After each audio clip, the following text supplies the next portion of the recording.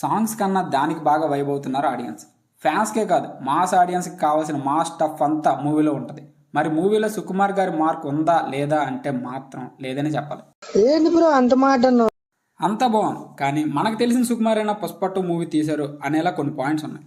జనరల్గా విలన్ను చూస్తే వణుకు పుట్టాలి, చుట్టుపక్కల వారికి నవ్వు రాకూడదు. మూవీలో మనకు స్ట్రాంగ్గా అనిపించాల్సిన క్యారెక్టర్ బన్వర్ సింగ్ షెకావత్. మూవీలో ఆయన చూస్తే ఎవరికి భయం అయ్యేది, నవ్వు వస్తుంది. అసలు మూవీలో అల్లు అర్జున్ తప్ప అసలు ఏ క్యారెక్టర్ కూడా పర్ఫెక్ట్గా అనిపించింది. హీరోయిజం అయినా విలనిజం అయినా చేసే పనిలో కనిపించాలి, కానీ మాటలో చెప్పాల్సిన అవసరం లేదు. విలన్ని స్విమ్మింగ్ పూల్లో తోసి వచ్చపోసినంత మాత్రాన విలన్ తక్కువైపోయినట్లు కాదు, హీరో ఎక్కువైపోయినట్లు కూడా కాదు. షెకావత్ స్ట్రాంగ్గా అనిపించే నెక్స్ట్ సీన్లోనే ఆయనతో కామెడీ చేపిస్తారు. అసలు ఫస్ట్ పార్ట్లో కారులో ప్లేస్ చాలదని 2 కూలీల్ని చంపేసిన షెకావత్ని అంత కామెడీగా చూపించిన ఏంటి సార్. ఇంకపోతే మంగళం సీన్ ఫస్ట్ పార్ట్లో మెయిన్ విలన్, పార్ట్ 2లో మాత్రం పుష్పరాజ్ మళ్ళీ వెనక్కి వస్తేనే ప్రమాదం అని